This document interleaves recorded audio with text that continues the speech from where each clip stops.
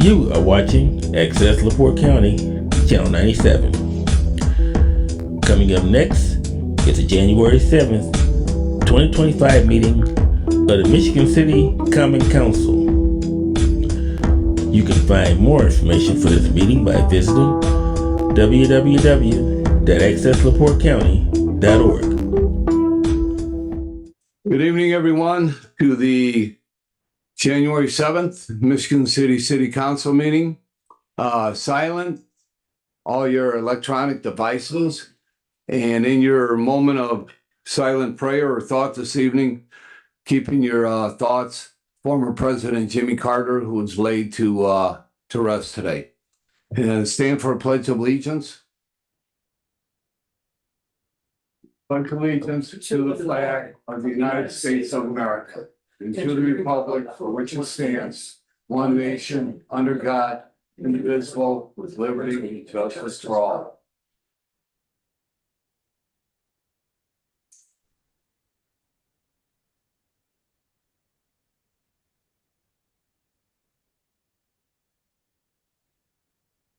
Madam Clerk, take the roll call, please. Mr. Beatrice, Present. Mr. Coulter, Present. Mr. Dabney, Present. Dr. Cora, Present. Miss Lee, Present. Miss Moldenauer, Present. Mr. Nelson, Present. Mr. Presebalinski, Present. and Miss Tillman. Present. We have 9 present and no one absent. And this evening, we have the election for officers for the year of 2025. And we will start with President. Are there any nominations for the presidency? I'd like to nominate Tracy Tillman. There's a motion to nominate Councilwoman Tracy Tillman. Support Is that. there a second? Yeah, support. Any other nominations this evening? Where are we? Any other nominations this evening? Any other nominations this evening? Having none, nominations are closed for the office of president. Since there's not a second person running, do we need to, can we just do individual votes? Or, We can do it by acclamation. no, we'll do individual votes. You would want to vote just like. No, we're gonna vote. We're gonna vote. Okay, Ms. Nyla, want to vote? Miss Lee, Tracy Tillman. Miss Moldenauer, Tracy Tillman. Mr. Nelson, Tracy Tillman. Mr. Presebalinski, Tracy Tillman. Miss Tillman, Tracy Tillman. Mr. Beatrice, Tracy Tillman. Mr. Coulter, Tracy Tillman. Mr. Dabney, Tillman. and Dr. Cora. Tracy Tillman. We have 9 in favor and no one opposed. Congratulations, Tracy.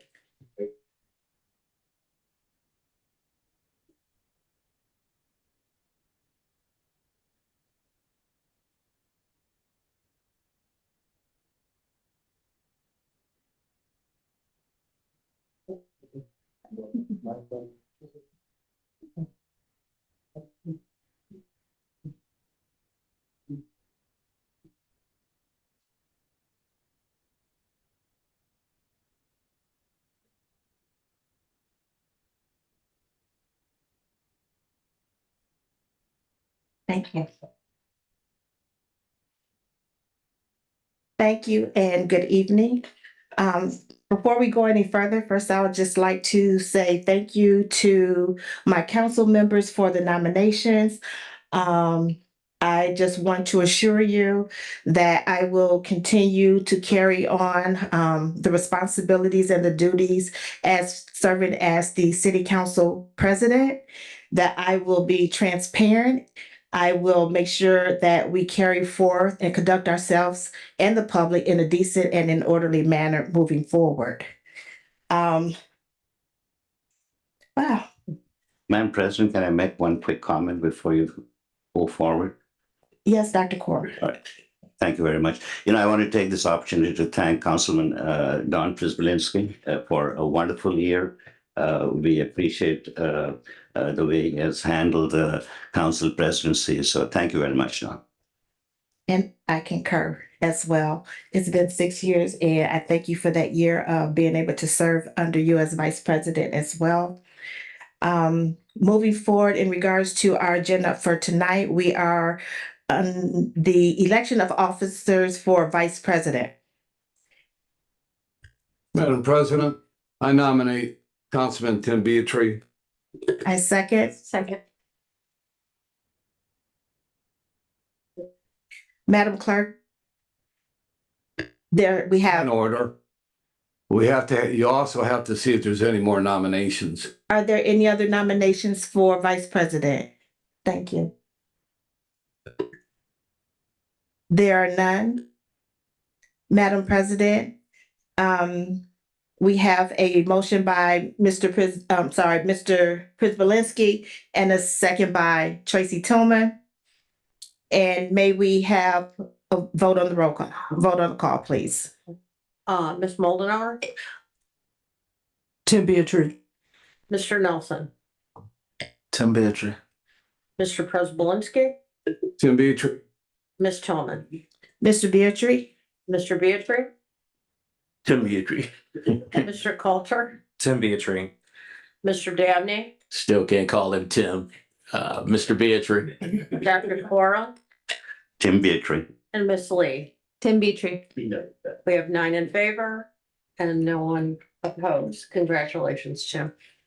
Mr. Beatrice, if you would please come and take the position on to the right, please.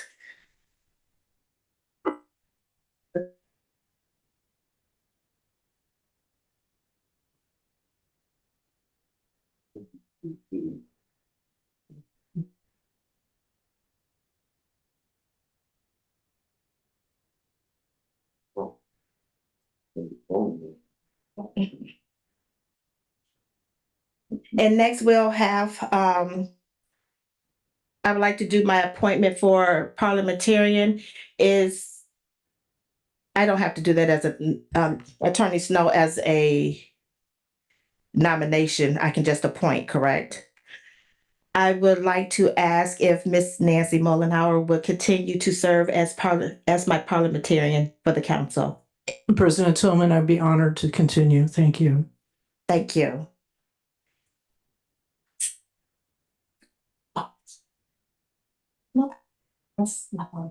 That's yours. Sorry about that. Okay. Next, as far as our seatings go, we will do that at a later time if we decide to move seatings around. Also, starting off, approval of the minutes. So. Support. We have a motion by Dr. Cora and a second by Councilman Dabney. Madam Clerk, roll call, please. Mr. Nelson, Present. Mr. Prespolinski, Aye. Ms. Tillman, Present. Mr. Beatrice, Aye. Mr. Coulter, Aye. Mr. Dabney, Aye. Dr. Cora, Aye. Ms. Lee, and Ms. Moldenauer. Aye. We have 9 in favor and no one opposed. The minutes are approved. Thank you. Moving on to reports of standing committees.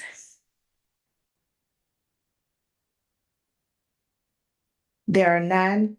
Finance Committee meeting. Due to the Finance Committee, I have served as the president of the committee alongside Dr. Cora and Mr. Beatrice. So we did meet on today.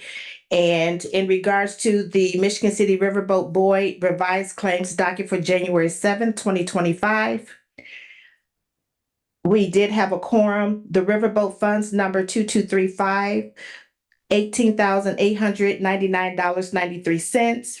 Riverboat Fund 22350, Boyd Development Fund 2504.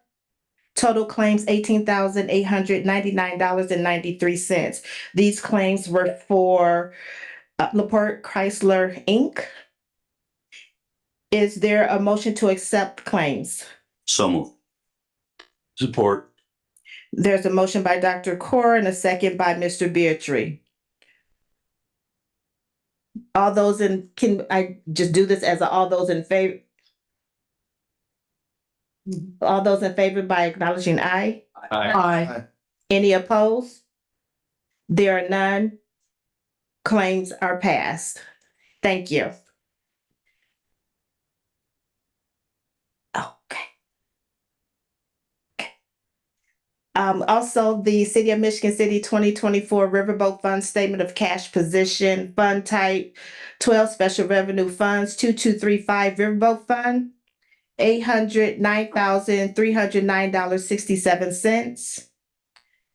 Fund Type 12 Special Revenue Funds, 2236 Rainy Day Fund, $1,848,763.71. The grand total ending balance fiscal year to date, December 31st, 2024, $2,658,073.38.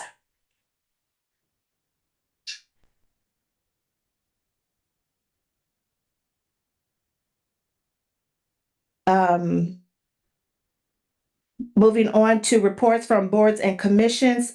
Up on the agenda, we have Shannon Eason with the Michigan City Art Committee 2024 Annual Report.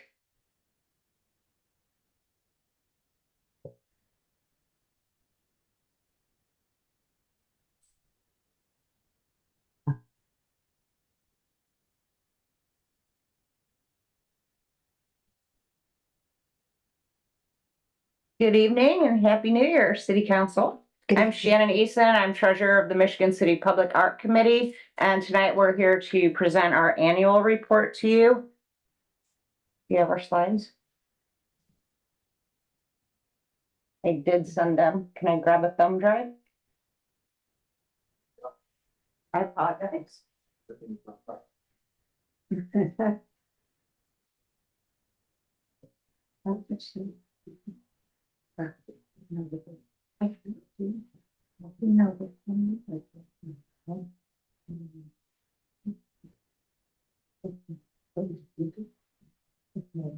Oh, yeah, Shannon did it third.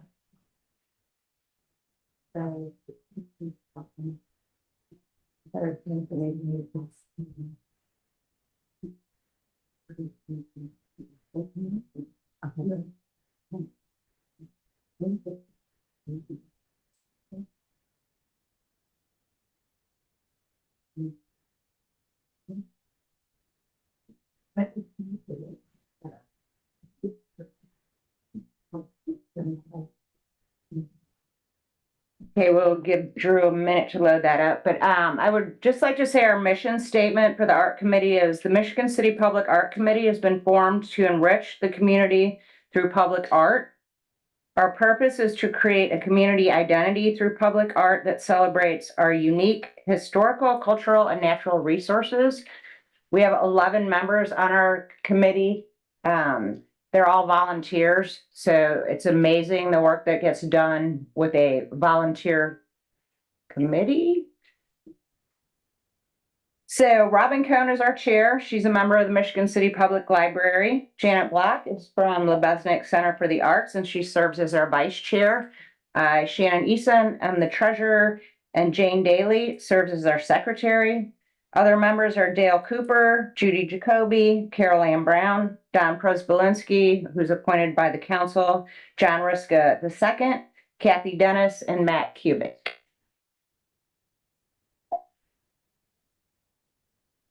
Next slide, please.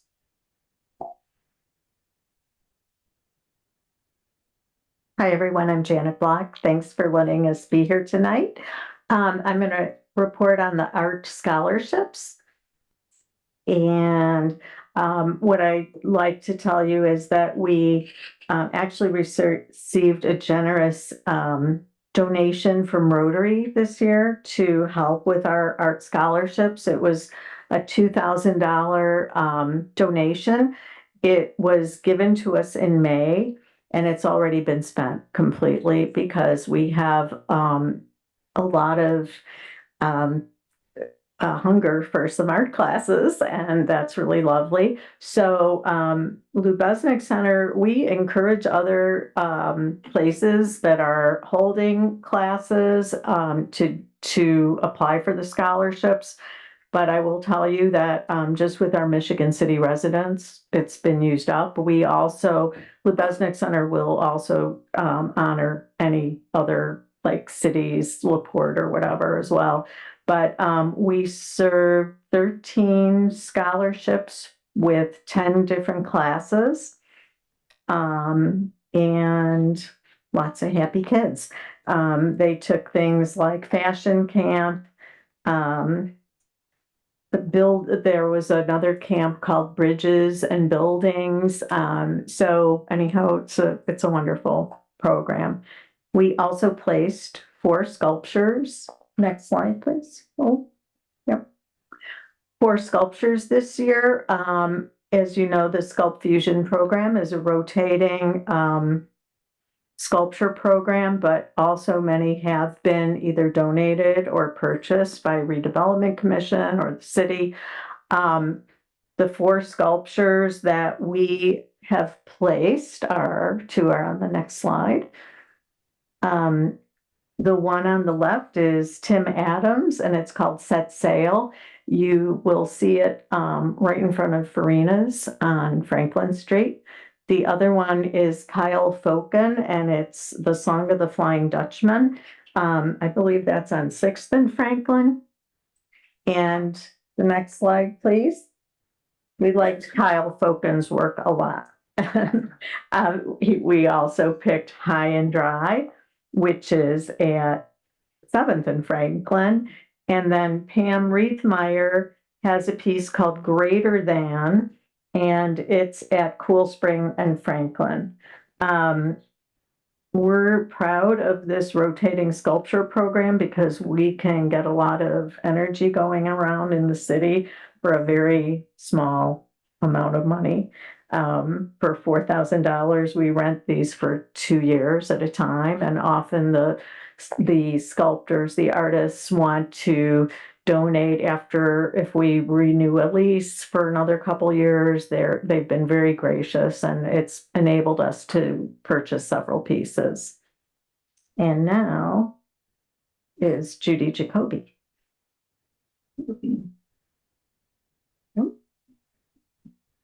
It's about, yes. Thank you.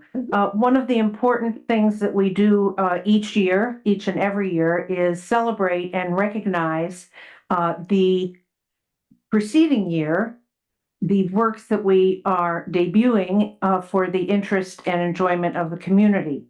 And we have held our openings at the welcoming of many city locales and locations. Our last one was at Vita del Lago, and these organizations, be they restaurants or apartment complexes, schools, etc., welcome us and treat us all, not only obviously to the visual beauty, but to the shared perception that having art in our community summarizes, I think, some of the best of human ideals. It brings our community together. We want to bring more sculpture to neighborhoods. We talk about this and celebrate the unification of the community and the disappearance of marginalization, which happens, I think, in many cities due to development and other issues. So we feel that the public art that we present at our openings encourages positive identity, encourages interaction among people who frankly don't see one another often. I'm looking at some of you who we're busy, we're all busy. And also, I think supports the common effort that we share to bring interest and development and investment to our community. So we all love a party once in a while, but ours is more than a party. It's a recognition of the beauty and the, I think, wonderful success we've had, without which your support would not be possible. Any questions? Thank you. Yes, Mr. Nuff. Next question? Yes, Mr. Nuff. No, let's, Wait. I'll wait till when they're done, please. Thank you. So in addition to Sculpt Fusion, the rotating art exhibit in the Uptown Arts District, we also own 24 permanent pieces of artwork valued at $945,000. Some of these were purchased, some of them were donated, some of them were leases that expired where the artist just let us keep the pieces afterwards. So that's a pretty significant art collection for a population of 31,000, in addition to the rotating sculptures. So we're really proud of that. I'm probably the most frugal one as far as like money's concerned. I like to negotiate a little bit. To me, sometimes art's a little too expensive, but these guys have done a phenomenal job networking with artists who want their pieces shown here. 10 years ago, that wasn't the case. The first donation I was involved with, I just want my name in Michigan City. So here's the piece. I think that's significant that we've come that far in a short period of time. Dale's going to explain a little more about some of the permanent art that we have in our collection, and it's pretty diverse.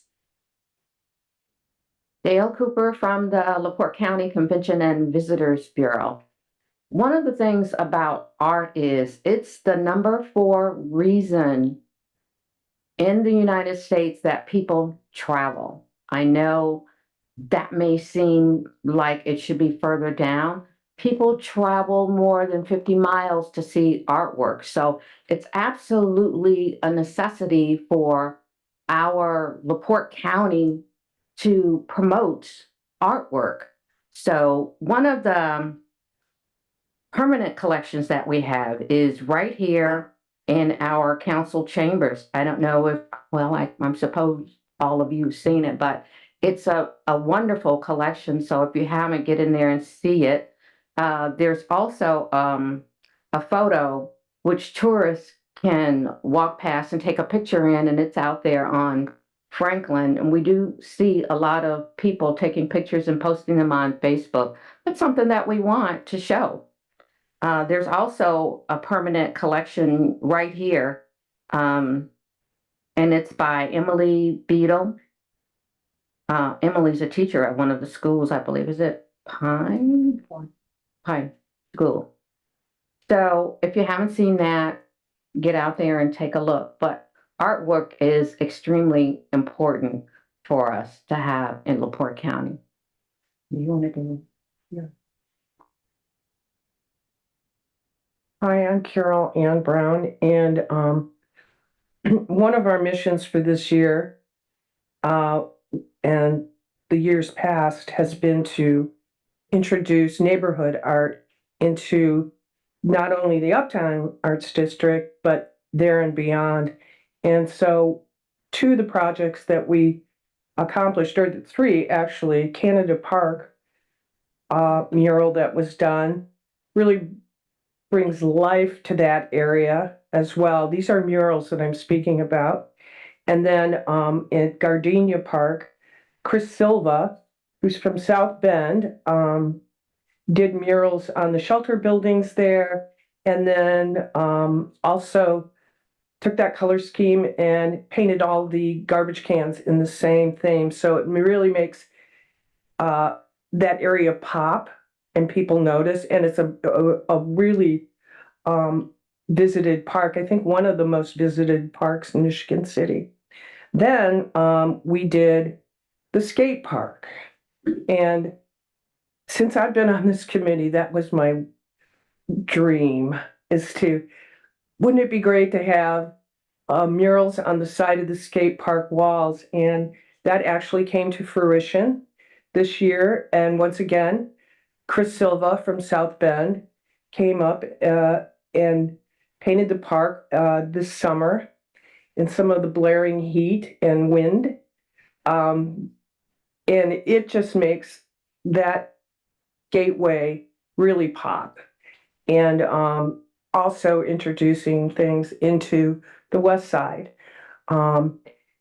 He is a very well-known muralist and also artist, and we were happy to be able to host him. And the mayor actually donated some money so that we could expand what we were doing, and we're very grateful to the mayor for doing that. So we have more of our eyes on neighborhoods that are underserved, and we'll continue to look at those areas and look for opportunities to show work, sculptures or murals. Thank you.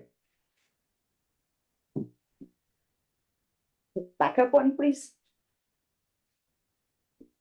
One more.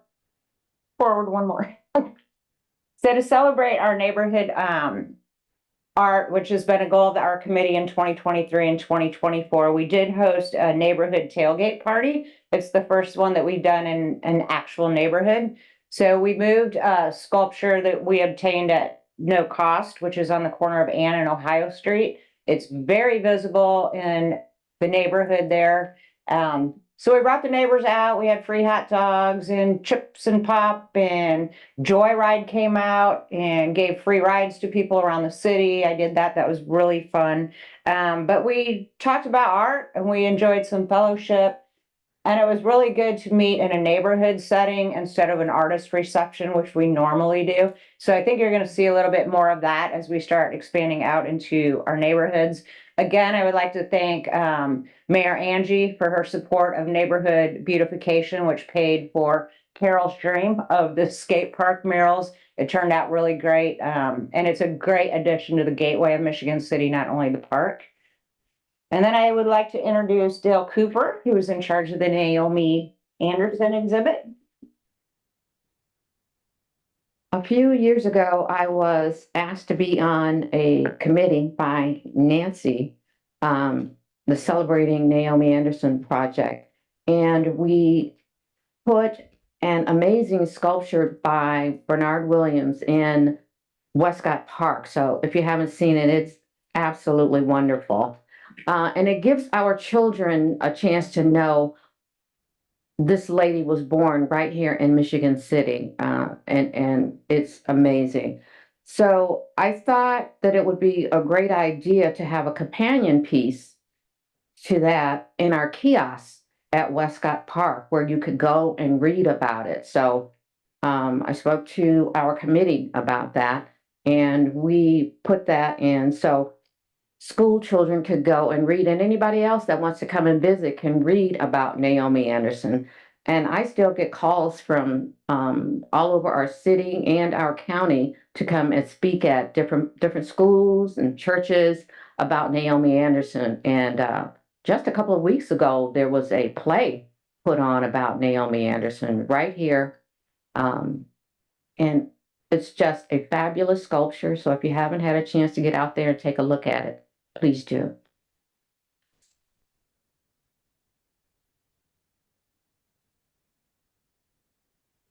So the Michigan City Public Art Committee hosts a program called AutoCast. It's an audio tour of all the art and monuments in Michigan City. We expanded to monuments in 2024 because we have quite a collection of monuments that we thought needed to be recognized and visited.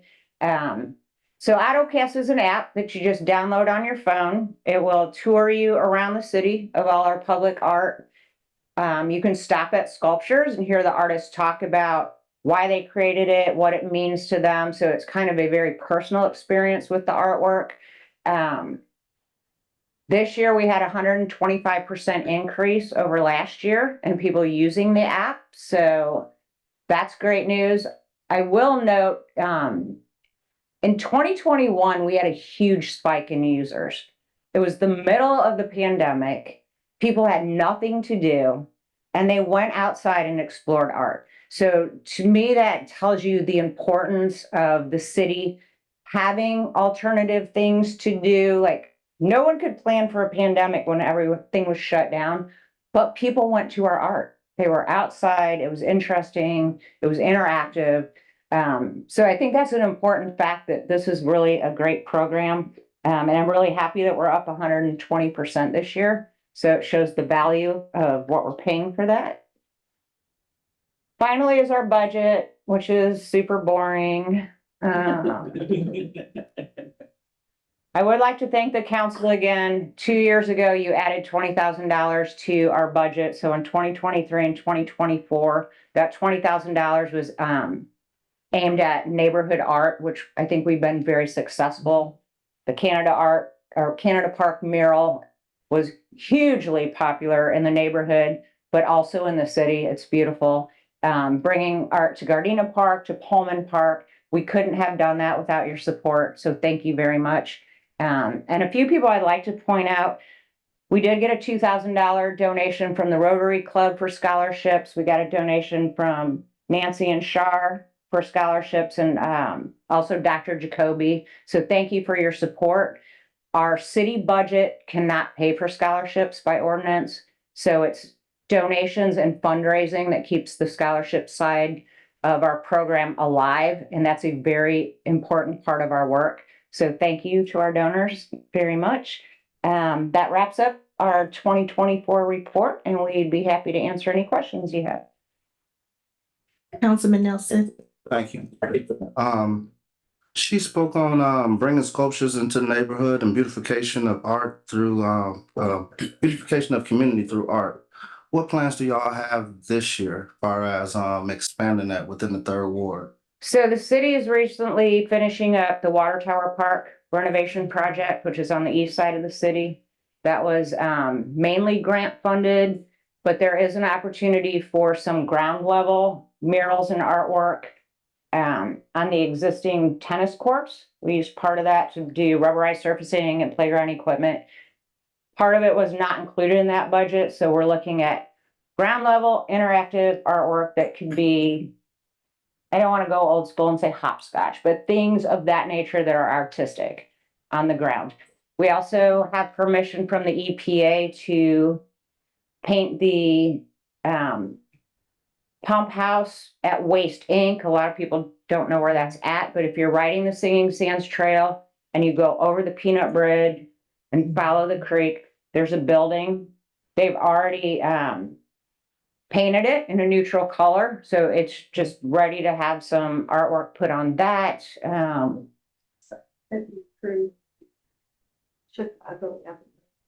Chicago and 8th Street is one of the sites that we chose. So we do have a neighborhood art plan that I can send out to you guys. And if you have suggestions, we can definitely add to that. But we're trying to equally spread out north, south, east, west, and move out into our neighborhoods. But I do want to stress it needs to be locations that are highly visible. You know, we want the best bang for our buck. Ohio and Ann Street, like highly traveled corridor. That's why we chose that location for Crystal Effect. Memorial Hall, in front of Memorial Hall is another idea added to the list, but I'll email that out to you. Okay, when it comes to sculptures, to my knowledge, I'm not an expertise on this. They're only placed in public areas, correct? Correct. Have y'all thought about expanding that to private, high visibility areas? So by ordinance, we can only place art on public city property at this point, Only at this point through the ordinance. unless the ordinance was changed. That's correct. Yeah.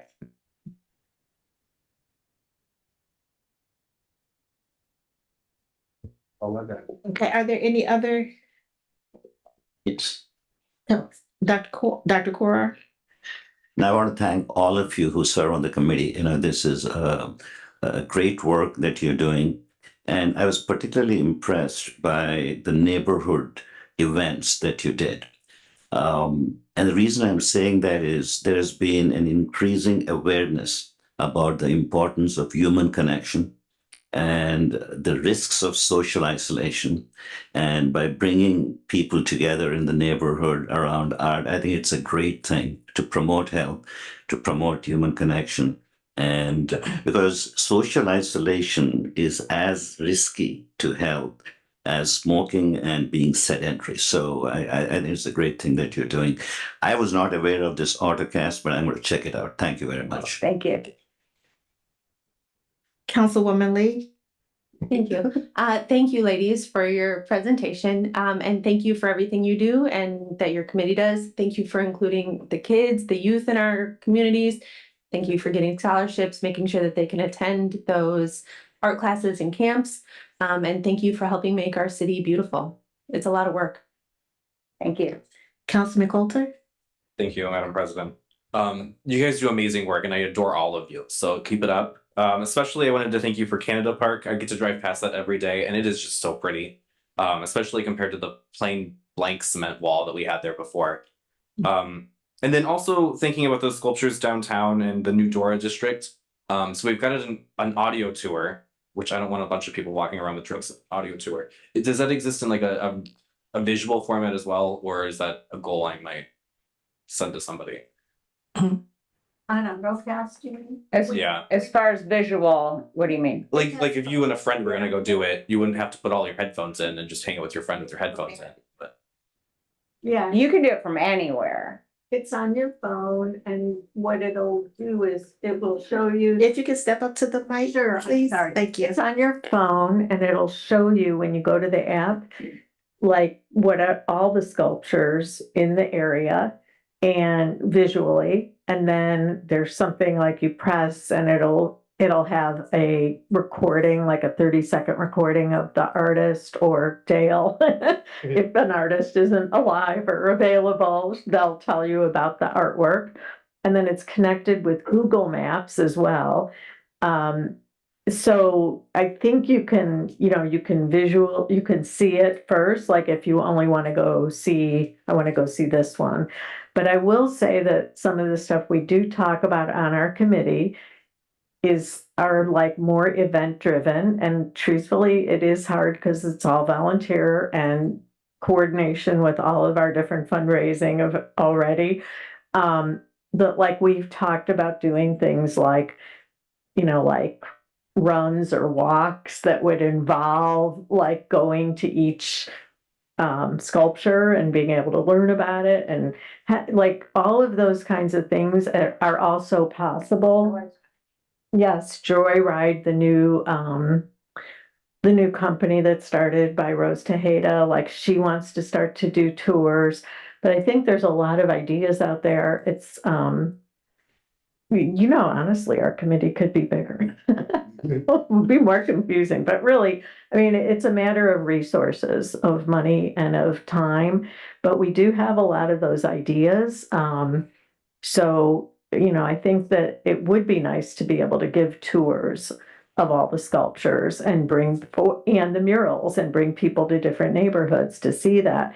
And I would just like to say too, to Councilman Nelson, like, I would love to see the ordinance expand to private owners, because that allows us, like, there's a separate project that we're doing. I just want to say that the presence of public art makes other people want to get involved.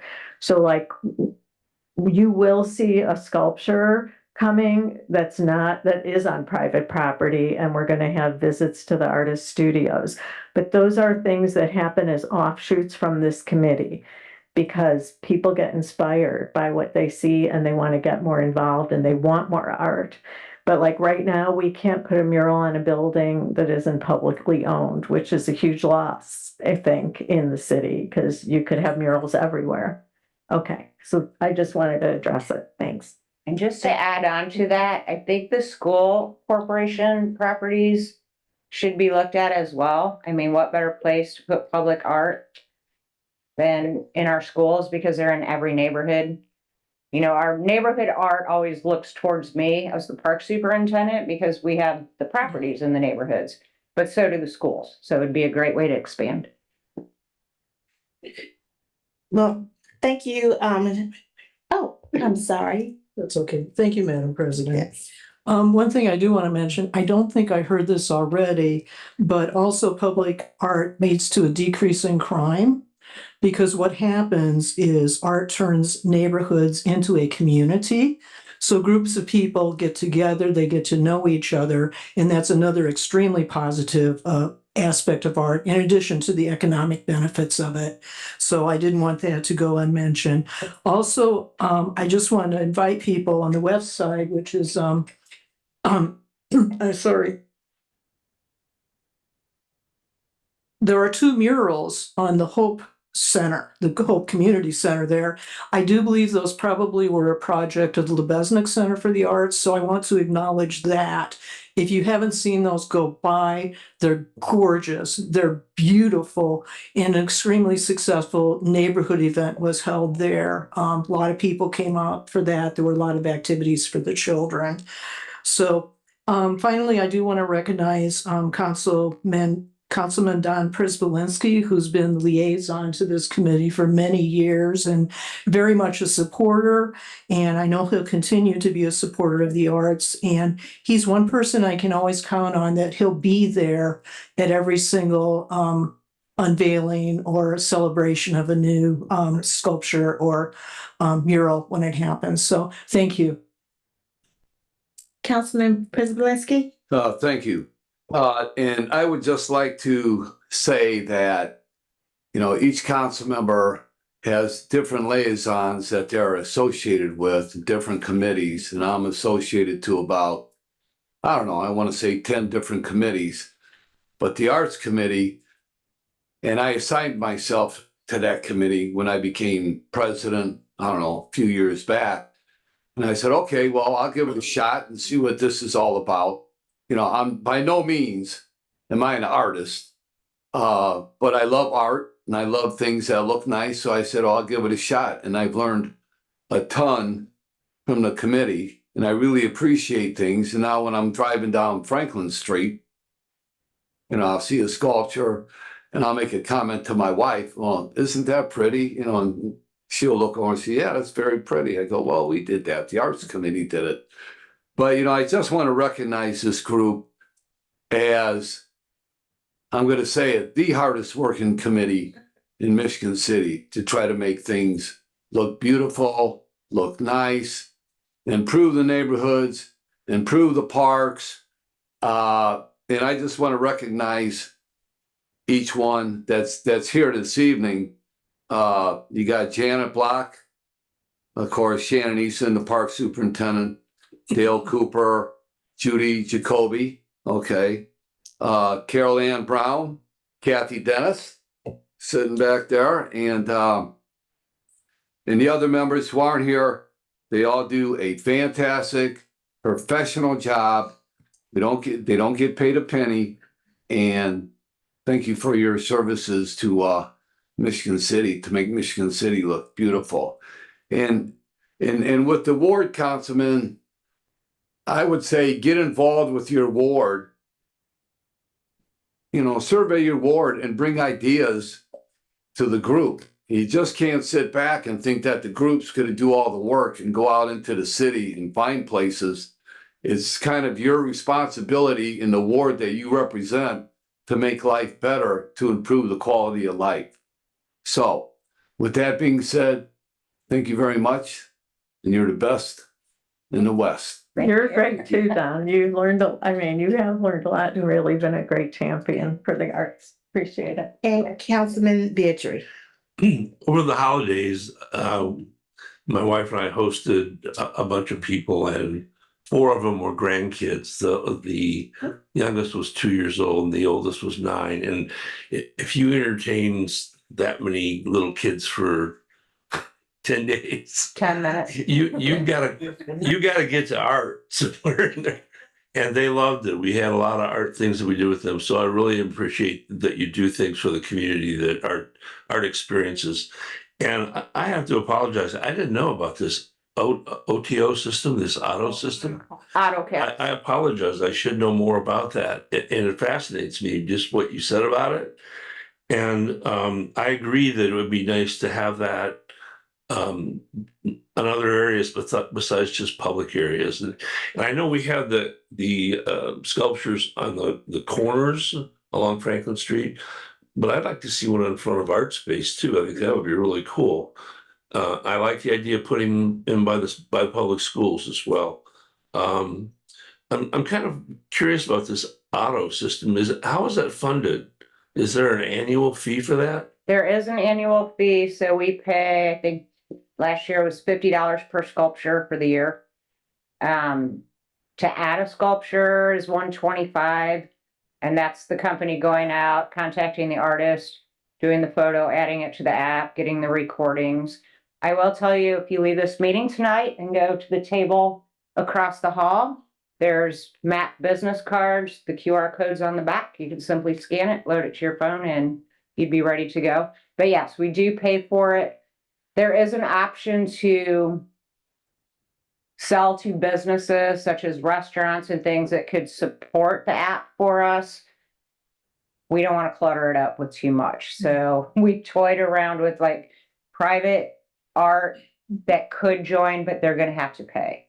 Right, like Lou Besnick Center had, just as an example, we do pay our own for the 3 sculptures that we have on our property, because we want them on the tour. They're part of Michigan City, they're public, and you could drive up to them or you can walk, whatever. So but we can't, the committee at this point can't pay for, like, give me an example of another sculpture somewhere that's private, like, even if you, like Sinai Temple, or there's a sculpture out front, or, like we right now limit it. So, so that's a barrier, because maybe some people won't want to sponsor that, but we think it should still be on the tour. So I'm just like letting you know the things that we deal with all the time, because we would like all the sculptures to be around. So,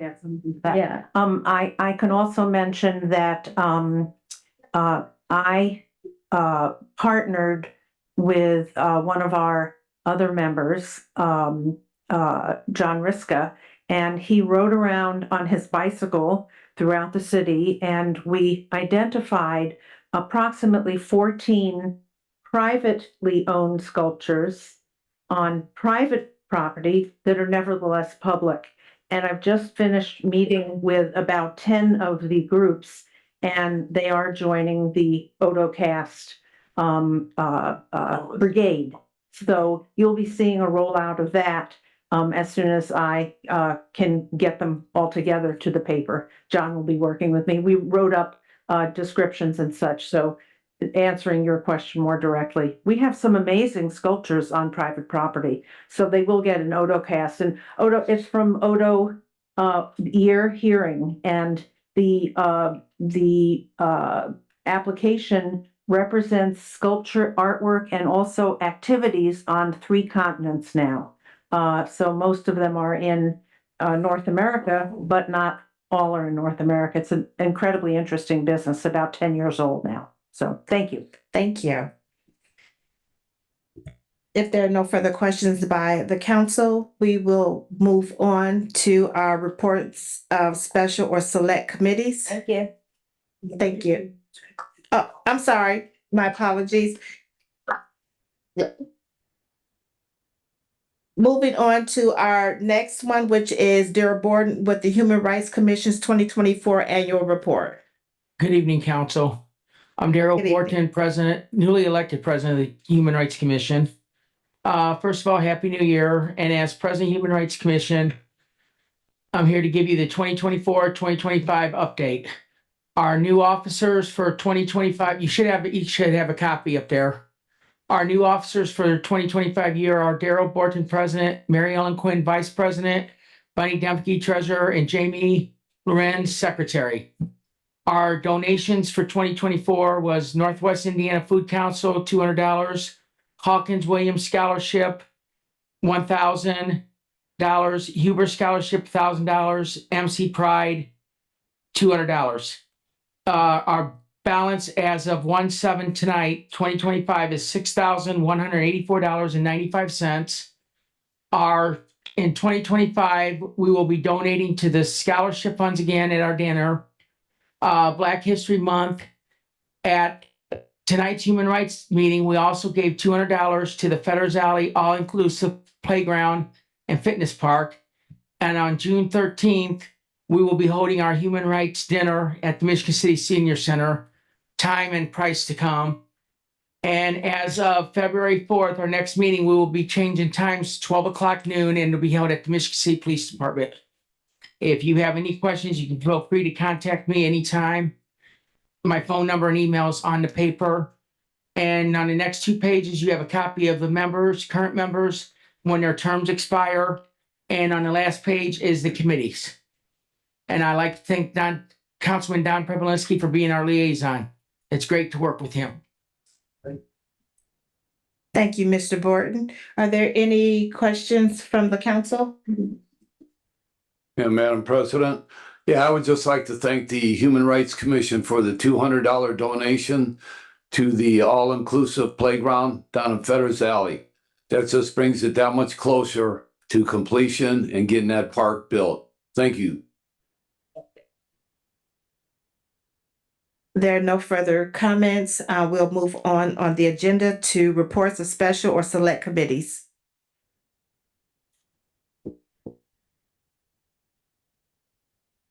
There are none. Moving on, reports from mayor or other city officers and departments.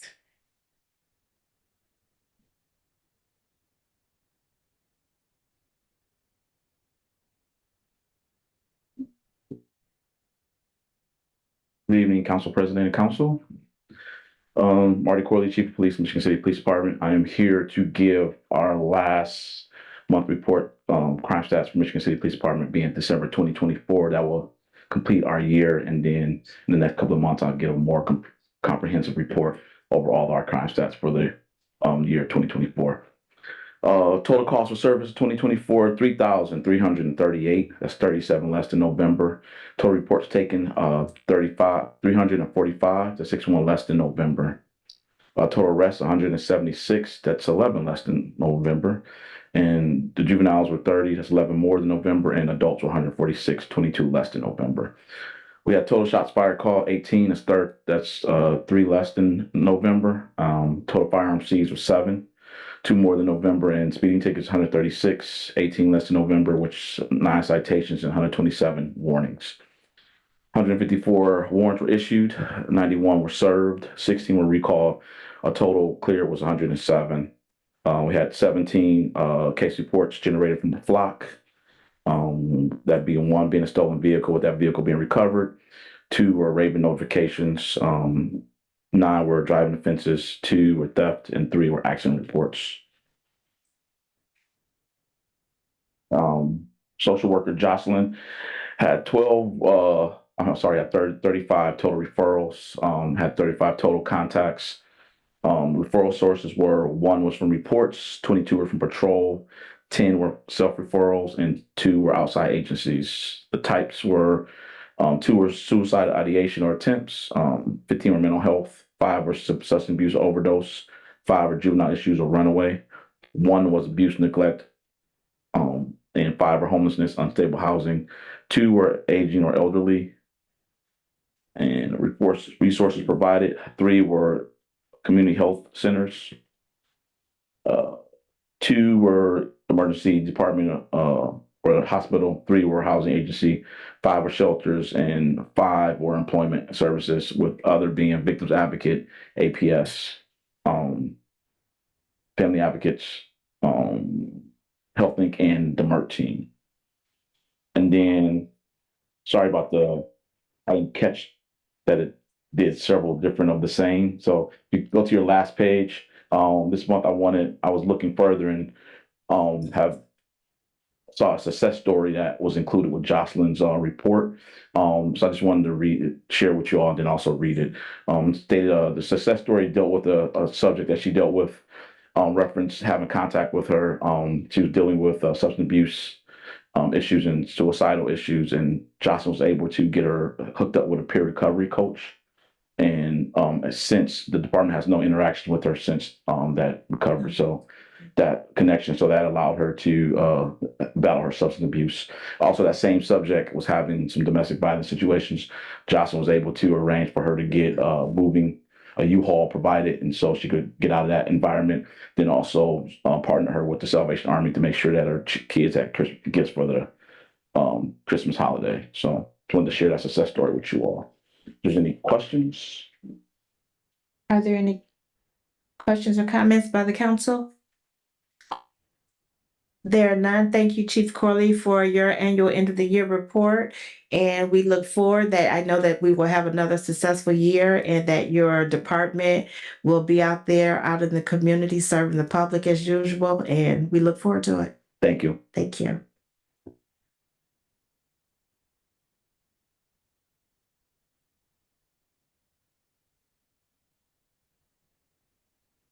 Good evening, Barrett Taylor, Fire Chief. I know you guys didn't get a copy of this. I'll get that to Gail tomorrow. I have it sent out to you guys. We switched to a new system, a new reporting system at the beginning of the year, so my numbers got a little screwy, so I got some real basic info. Figuring that out because my numbers I were getting was messed up. So, but for December, we had a total of 389 calls. The numbers I'm going to give you is going to add up to 385. That's only because 4 of those hadn't made it all the way through the system yet. They were still being done. So I don't know exactly what they were, but we had 5 fire calls, 318 medical calls, 15 hazardous conditions, which were not fired, 3 service calls, 35 good intent calls, and 9 false alarms or false calls. Narcan was used 7 times on those medical calls, and that gave us a total number of 385. And like I said, it's actually 389. That just adds up to 385 because we got the 4 that hasn't made it through the system. So the total for the year of 2024, we have 4,994 calls, which is 249 more than we had in 2023. That's about all I have for you right now, unless you guys have any questions that you'd like for me to answer, any info you'd like. Any questions from the council? No? There are none. All right. Thank you. Thank you.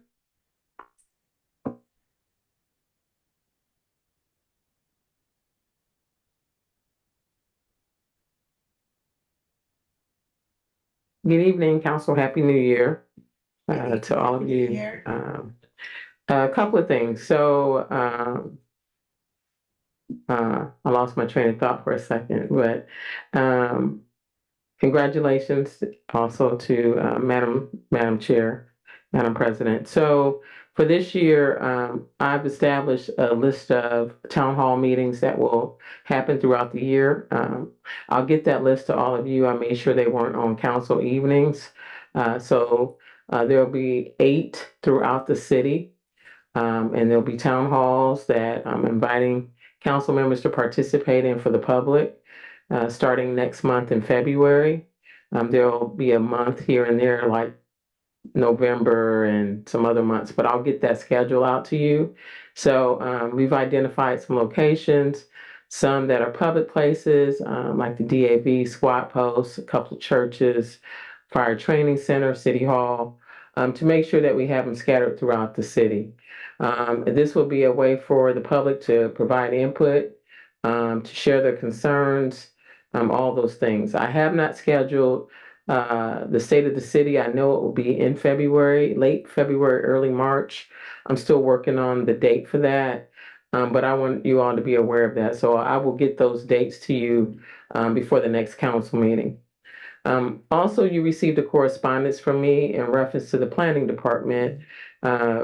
So at the next council meeting, there will be a series of different things that show up on the council meeting. We are revamping the planning department, as you know, and some of you received quite a few calls in reference to the planning department and permitting. So I think it's important for us to prioritize, the planning department. It was something I hope to get to last year, but didn't quite make it. But Skylar York is now our redevelopment director. I'm going to be hiring a new planning director. And we've already posted the public works director position. An added position is the permit tech specialist. That is to make sure that the permit process that, first of all, we get good information in from the public when they come to get a permit.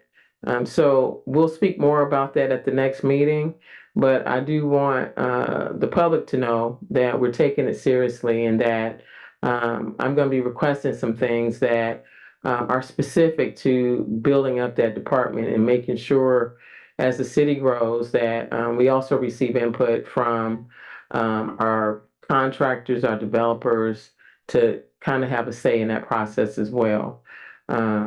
Because I think it's important. I think it's the time is now to make those changes and to make sure that we stay on the right track. Outside of that, don't really have a whole lot as I prepare for the State of the City. I know we have a staff meeting tomorrow, and I've asked all of the department heads to provide me a list of their accomplishments from last year, their goals for 2025, some areas that they need to build upon. So I think that this is going to be even a better year, but the focus, as I've shared with them, is process improvement and accountability. So that is our mission and our guiding light for 2025. So if you all have any questions for me. Councilman Beatrice? I don't really have a question for you, Mayor, but I've got to tell you, I'm glad you brought up the memo that you sent to all of us. And I know we'll talk a lot more about it at our next meeting, but I was so happy to get that because that's something that should have done years ago. We should have separated redevelopment from inspections and permits. And we have so many great projects that are going on now and a lot more on the horizon. The more redevelopment you have, the more pressure you put on permits and inspections. So having two people in charge of each of those makes total sense. And I'm glad that you did it, and I'm very much in support of that. Thank you. Are there any other comments? There are none. Thank you, Mayor. Moving on, Madam Clerk, are there any petitions? There are no petitions. Madam Clerk, on communications? Correspondence was received in the clerk's office on January 2nd from Daryl Garbachik, Central Maintenance Superintendent, providing city vehicle and heavy equipment inventory report. In accordance to ordinance 4538, the clerk's office received an incident report from the Michigan City Park Department regarding one of the plow trucks. Correspondence was also received from the Indiana Department of Environmental Management regarding the approval of an air permit application. Thank you. Madam Clerk, are there any resolutions There tonight? are no resolutions and there are no ordinances. Thank you, Madam Clerk. And on new business, Madam Clerk, if you will please read those. The council has one appointment of the Michigan City Tree Board representing a neighborhood association, incumbent Laura Henderson, representing Elston Grove, and her term expires February 15th, 2025. The other is the council has four appointments to the Michigan City Social Status of African American Males Commission, representing the following expiring February 15th, and they are the Human Rights, representing the Human Rights, Pastor Dennis Carroll, Swanson Center, Mr. Willie Millsap, which we received a letter from Swanson Center, and Michigan City resident Casey McCormick, and Minority Health, Pastor Robert Johnson. We received a letter from them as well. Thank you, Madam Clerk. So we've received all four, or just the two from Mr. Millsap and Mr. Roberts? Just the two. Just the two. On Mr. Robert Johnson and Mr. Willie Millsap.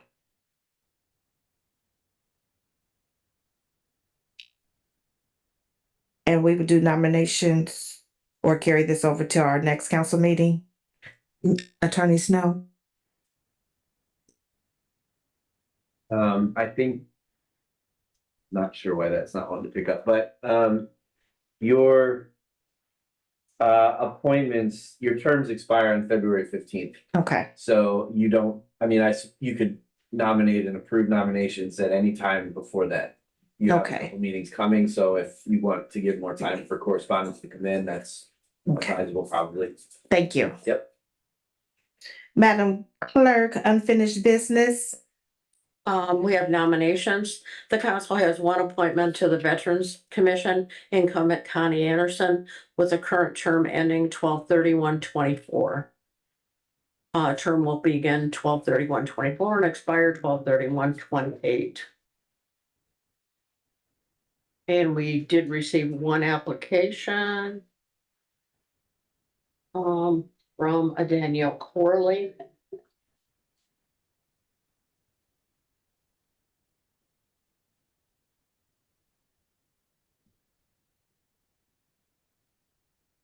And these will be, we're to vote on these this evening, if there are no other nominations.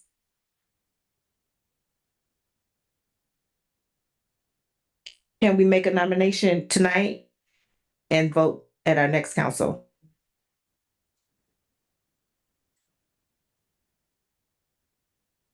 Attorney Snow, since we only have one nomination, can we go ahead and make the nomination and vote this evening?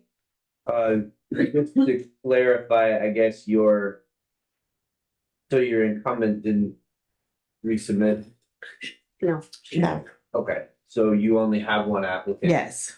So you could, yes, I think you could make that nomination, either confirm or deny it. Obviously, you don't have to approve the nomination, right? I mean, you can vote either way, but.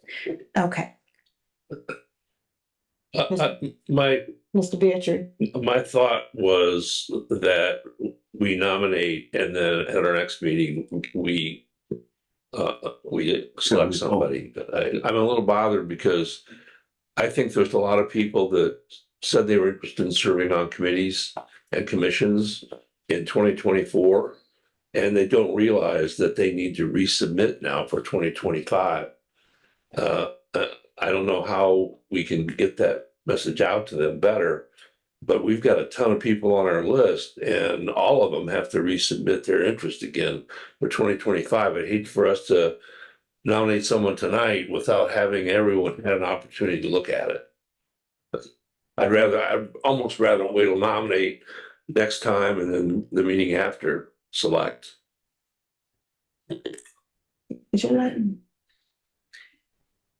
Councilman Prisbalinski? Yeah, as far as the revolving loan committee, I know that Pia Parrott was going to resubmit her information, and she hasn't. Erica Miller, her term expired, in the way I understand it, she doesn't live in Michigan City anymore anyway. So the two incumbents that are here don't play into the big picture. So if there's nominations to be made, I mean, the only person I know that has filled out any paperwork to be nominated is Sherry Wilson. She had sent in an application, correct? Do you have Amanda? that? Yeah. Okay. So we have Cherie Wilson, Cherie Wilson, Yeah. for the revolving loan committee application.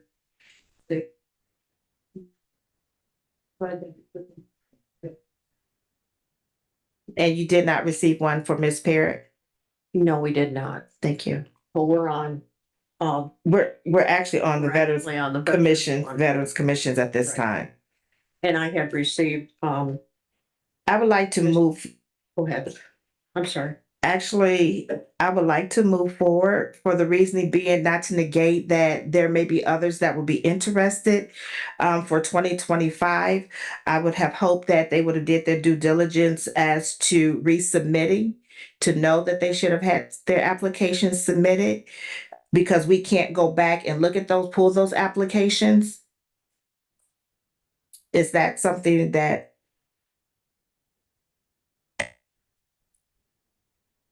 I think that we'll hear from the mayor on this? Okay. It's not revolving. Yeah, my apologies for interjecting, but a couple of things. A couple of commissions are not functioning that I plan to come to the council about anyway, just to create a more informal commission for Veterans Day, like for veterans events. They have not been meeting for several years. So that's one of the commissions I plan to come back to you and just to establish an informal committee. That's a little bit more informal. The other one, I spoke with Councilwoman Daisy Lee about the Youth Commission.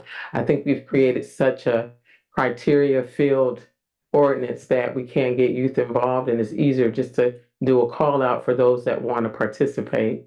And I'd rather kind of remove the formalities of the ordinance and just create a council or a commission for those things, because I think Memorial Day and Veterans Day are important. And I think I'd rather have people who are more committed to making sure we do those events and supporting them and then using our workforce and education director to assist with any support towards them versus having such a formal thing in nobody's meeting at all. And they haven't for years. It's been difficult with the schools because we need to have this many, or we need to do this, and we need, and we're not getting the students. I'd rather just say, hey, we want to create a youth event, come sign up to participate. And so the Veterans Commission is one of those. One thing I will say, we were working on a press release for boards and commissions for the mayor's office, so we could do it for the whole city. I think people need to know that they have to resubmit. What I'm running into, and I have a bunch to fill, and I'm behind, and I know I'm behind. And it's because people don't realize, they automatically assume they're going to be reappointed. They don't realize they have to fill out forms because we haven't been consistent. So we were going to put together a press release letting people know each year you should resubmit a new form because it will expire based on when you submitted it. I think what we do is just, you fill out your form in 2024 or 2025 now for 2025, then you come back in by the end of the year, do 2026, so that we have fresh people. They may change their mind. Right. Now we're going through all these forms and they're not even interested anymore, or vice versa. So I can include everybody and just say, hey, you should come into clerk's office and mayor's office, fill out your new forms. If you're interested in the board and commission, one thing that I sent out to all of my department heads, we have a staff meeting tomorrow. I said, if you are affiliated with any board or commission, it's your responsibility to notify me that somebody's expired or there's a vacancy. Because now they have to fill out conflict of interest forms and they're sporadically coming in. And it's like, okay, I'm putting it on the department head to make sure you go get those forms and take them to the meeting and get them signed. Because it's become this thing of, man, this one expired. But if you're at the planning commission, the planning director should know who's expiring. Kyle handles historic review board. He should know who's expiring. Park department. Shannon's awesome. She notifies me for everything. So I've explained that to them. That's an expectation from me, is that if there's a board or commission that they're affiliated with, that they notify the mayor's office on expiration. And they should do that even for the council appointments too with the clerk, just as a backstop to make sure we're not missing something. Because I have a lot of vacancies right now that I need to fill. Mayor, do you know approximately when that would take place, that notification? Because then if that is the case, then we could table this until after that's released, press release? They're working on it now, so it'll go out before your next council meeting. If I could kind of piggyback off of that, Mayor, you do have, as I'm looking through this, you do have an ordinance that governs how we do these. And the short version, it's a long it's a long ordinance. I'm actually I'm kind of impressed with the level of detail that somebody thought about this, but there, according to the ordinance, it's section 266 of the code, if anybody wants to look at it, but it says that there should be a schedule, kind of like what the mayor's referring to, that has comprehensively when all these things kind of come and go and when the terms expire, when they become available. And basically, the ordinance suggests that you should schedule the vote to elect the replacement for the last council meeting before the position comes open. And then 2 meetings before that, you should do like we've done with this FYI and announce, hey, in 2 meetings, we're going to be accepting or voting on a new person. And then the meeting in between, you accept the nomination so you know who your slate is. And then when you schedule the election, you can vote. So when there's only one person who's applied, I think that probably, is it the crime of century to go ahead and vote, facilitate that person getting in? It's probably not, but that would assume that you've given proper notice out and everybody, like Councilman mentioned, has had the opportunity to be aware that they can apply. And so I think if the mayor's thinking about doing that on a citywide basis anyway, it does make sense to kind of, even though the couple of these will expire, it kind of makes sense to hold off to where we get that out there and then we can schedule the process the way we should and just kind of pick it up. So we might get behind on a couple, but I think in the long run, it's better to get yourself on a schedule and. Should they make a motion to do that because? Just, if I can. Yeah. Yes, Madam Okay. Clerk. It also says in that ordinance that you have to have your application in on the deadline prior to that meeting. You can't bring it on Friday, Saturday, Sunday, Monday, and we haven't really followed that lately. And that, you know, the vote, how it tells you if there's 2 or 3 people, how you're supposed to do it. It's very detailed. It is very detailed. So, I have followed how we're supposed to do the FYI, the nominations and the voting. So we have done this in the past. Yeah. Okay, thank you. I like I said, I know I'm behind, so. And I'm willing to help. So I'm like, but And the Mayor, you mentioned application. that, is there a motion that would need to, Attorney Snow, is there a motion that we should do for these two or just let it carry over? We are aware of it. You have it as unfinished business already. We can carry it over as unfinished business. Procedurally, I mean, I suppose you could table discussion, just to formalize it, you can say we move the table discussion and add it to the agenda for the next meeting and just kind of keep it on. Okay. I don't know that you need that, but it's a short. I would like to keep it with the formality of Madam it. President, if I may. Actually, I would just like to go ahead and see if there is a motion for us to table the unfinished business until our next council meeting. I make a motion to table and carry over to the next meeting. Have to table because. What to carry it over? Well. Say that? The next meeting is vote. This is nominations, or do you want to table it on nominations? I think. Table the nominations until later on. Discussion was that maybe we need to get a little better notice out before we accept the Yeah, that's what I'm nominations, so I think we want to just kind of push the whole process, right? Correct. There is a motion that we're going to carry over the unfinished business nominations for the Veterans Commission. Is there a motion? Yes, so. There's a motion by Dr. Cora. Is there a second? Second. Second by Councilman Dabney. No, Nelson, my apology. Madam Clerk, on the vote, please. Mr. President Valinsky. Aye. Ms. Tillman. Aye. Mr. Beatrice. Aye. Mr. Coulter. Aye. Mr. Dabney. Aye. Dr. Phil. Aye. Ms. Lee. Aye. Ms. Mulder. Aye. And Mr. Nelson. Aye. There's 9 in favor and no one opposed. We'll put it back on nominations. The motion carries. Thank you. And moving on to the nominations for the council that has 2 appointments to the revolving loan fund committee. Madam Chair? Councilman Prisbalinski. Yeah.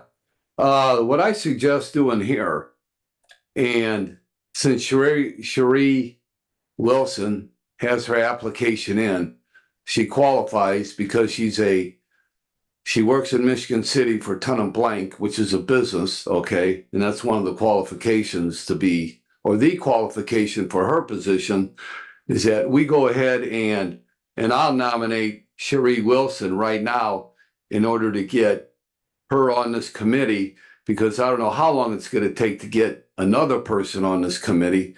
And if I'm reappointed to this commission for this year, then I want to have a meeting because there are some issues with the revolving loan committee that need to be rectified. So I'm making a motion that we accept Cherie Wilson. I second.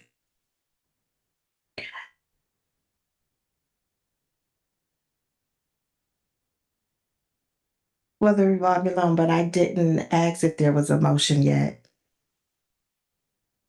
Because I didn't ask for a motion at this time yet. I was just reading what the nominations was stating. But with that being said, I take this as what we just did in regards to the other unfinished business to where we was gonna carry that over for any opportunities for anyone else to submit an application. I do understand in regards to the applicant and their position of being nominated for this because of their credentials. But you also indicated that Ms. Perry, that you spoke with Ms. Perry and that they were gonna also submit in an application. And I just want to be transparent that we are giving everyone the same fair opportunity to resubmit or that window to resubmit their applications for a position on the board. Well, if I can respond to that, I asked Ms. Parrott 2 months ago if she was interested. She said, yeah, to fill out the paperwork. She said she would do it the next day, and it hasn't happened. I think that's enough time given for any applicant that wants to apply for a position. And I talked to Ms. Wilson about the position, and she had her paperwork filled out the next day. So I think, if we want to kick the can down the road, we can do that. But I think we got an applicant that's a well-educated applicant. She's interested in the position, and we should move on. And so I'm making the motion to nominate Cherie Wilson. Madam Clerk, you was gonna say I've something? also received a application for Mr. Mellon. I'm not, I don't know what qualifications, if he has them or not. Well, what I am go. Yeah, If go I- ahead, if- ma'am. if I- Thank you. I am going to open up a request for a motion to carry this nomination for the 2 appointments to the revolving loan fund committee to be carried over until the next council. So moved. Second. We have a motion by Coulter, Mr. Coulter, and second by Dr. Cora. Madam President, on the roll call? There was a motion. There was a motion and a second. Seconded. Right. But she didn't open nominations. Right.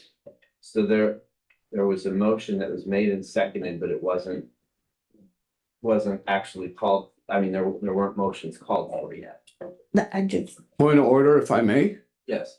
There was a motion made by Councilman Pryzbylewski for Cherie Wilson to be appointed to the revolving loan committee. And then, if I remember right, Councilman Cora seconded it, and nothing happened after that. What should happen is then you open it up for the vote, whether, I don't think you can't go back. If I may interject, please, it wasn't a motion. It wasn't an open nomination. I was reading the nomination. There is a difference. Did I not? And so now at this point, I put out a motion because I clarified that I did not open that up for nominations. So moving forward, again, there is a motion. There's been a second on the floor. Madam Clerk, on the roll call, please. To table it until the next meeting. To motion to, yes. Correct. Of the nominations. Right. Ms. Tillman. Aye. Mr. Beatrice. Aye. Mr. Coulter. Aye. Mr. Dabney. Aye. Dr. Cora. Aye. Ms. Lee. Aye. Ms. Moldenauer.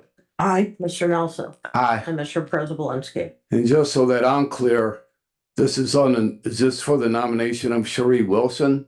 Or is this to hold back and we talk about table it and talk about it the next meeting? It's that. It is. Okay. that. Nay. Okay. We have 8 in favor and 1 opposed.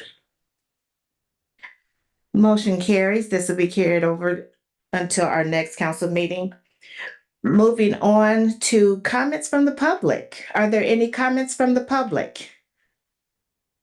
If you would please state your name and address. Yes, this is Tommy Kolavic from 1316 Ohio Street. Congratulate Madam President, Mr. Vice President on your appointments as the officers of the council. I want to mention about the Veterans Committee. No, that is a non-paid position. They don't get paid anything. I think seeing they're veterans, we should at least give them like the minimum $50 for each meeting they attend. I don't think that I understand that that's not a non-paying position.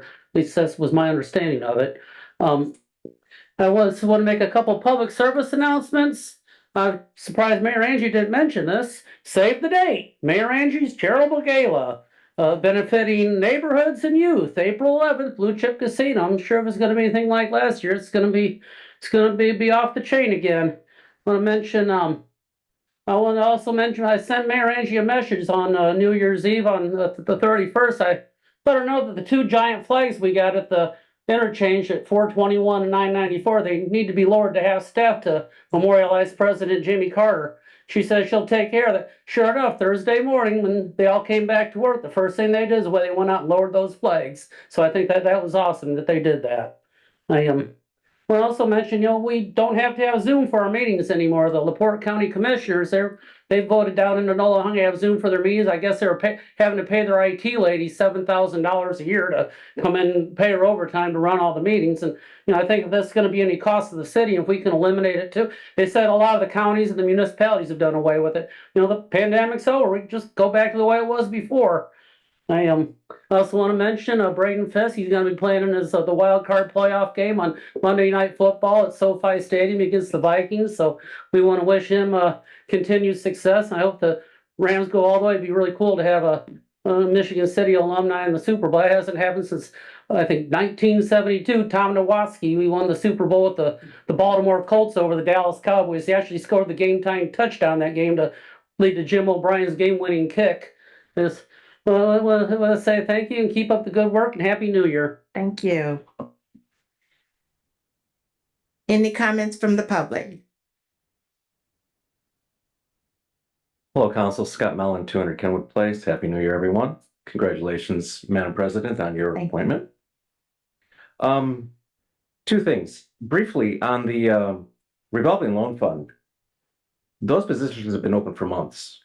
That's not something new this week. So I don't know what you already voted to table it, but that one isn't a new one. That's been open for months. I was going to speak about Zoom because at the Board of Works meeting, Mr. Kolavic brought up the same point that LaPorte County has canceled Zoom because they were paying for it. And as Dr. Cora said, human connection is very important. And we're all fighting apathy when it comes to municipal government and these matters of our civic affairs. We already pay ALCO to do it. I don't know if there's a cost on top of their other services to have Zoom, but I would highly encourage us to maintain Zoom because it allows two-way communication. In fact, it allows that open dialogue, and we shouldn't do anything that restricts our already very apathetic community involvement. In fact, on that Board of Works meeting, I wasn't able to attend in person. I was on Zoom, and it was painful to hear Mr. Kolavic say we should get rid of it when I literally just made my public comment before him. Anyway, Happy New Year, everyone. I'm sure we're going to have a dynamic year in Michigan City, and thank you for your time. Thank you.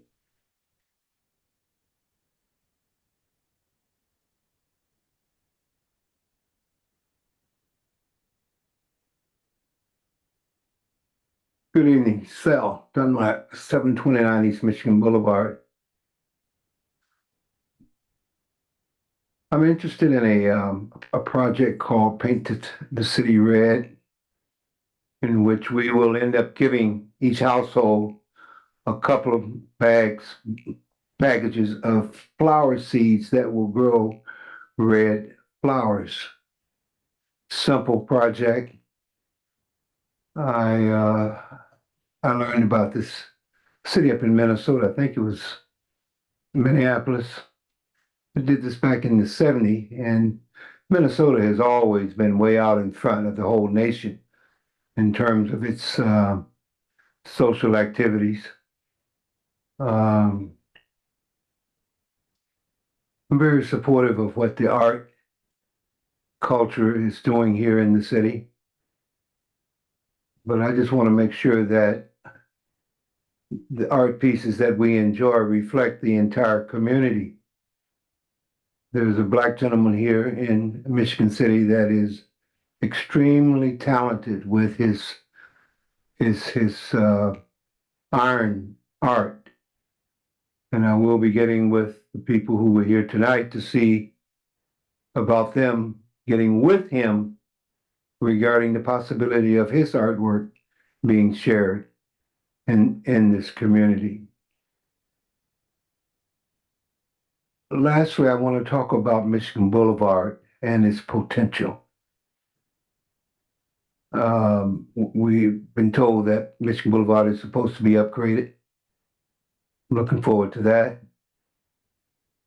I just treasure the way LaPorte looks around the county buildings.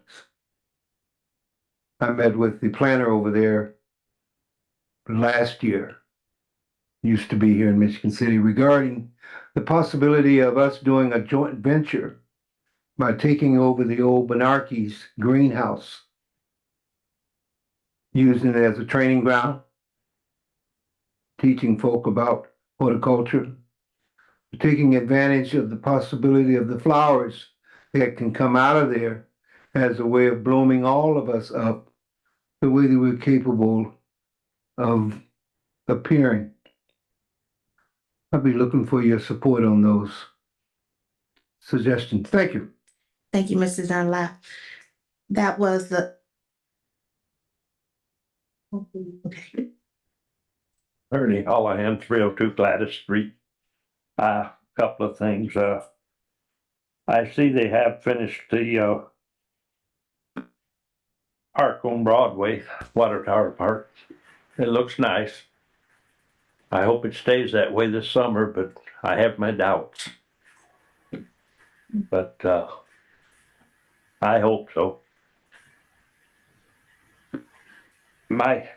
Myself and my wife were driving around, and she mentioned how it really upsets her and makes her sick to her stomach to see all the trash around town littered everywhere.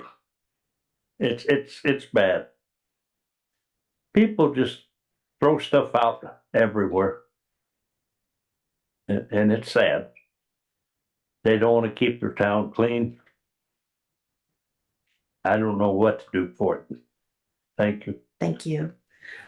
Public comments are now closed. That has been, oh, I'm sorry, we have one, Mrs. Moore. My apologies, yes. Hi, good evening, everyone. I just want to say congratulations to the new council leaders. And please keep the Zoom option for council meetings because I have a broken foot or else I'd be there tonight. Have a happy new year. Thank you, Ms. Moore, and we hope that you have a speedy recovery. All public comments are now closed. Comments from the council. Councilman Dabney? Yes, going back and talking about the revolving loan fund. I wished we had a chance to get into some real conversation about the revolving loan fund because I am not a fan of it because we're not a bank. As a city, we lend these funds, and if someone decides not to pay the loan, what are we, like number 8 in terms of being able to collect from, the people who would not pay the loan. And I mean, this is from day one with the revolving loan fund. I've never really been in favor of it because, like I said, we're not a bank. And if someone decides to default on their obligation, we don't really have much to stand on in terms of collections. But it's here and we're using it. And I wanted to get a chance to even ask possibly, when was the last loan that we've actually done? I wanted to get that question asked before I came. But it came up tonight, so I just wanted to mention that. I'll have all that information before we come back at the next meeting, but that is, in my mind, it's something I'm not in favor of, but like I said, it's here. Let's try to make the best out of it while we have it. And I want to just say congratulations to the new officers, and give a thanks to Don and the others who have served before. This is not an easy thing to do when you're up here, and a lot of times you're getting fire coming in from the public, and you're up here doing the things necessary to keep these meetings running. Tracy has experience doing this, and I look forward to her moving forward, us all moving forward as a council. So look forward to it, and good luck to you, and let's go. Thank you. Dr. Cora?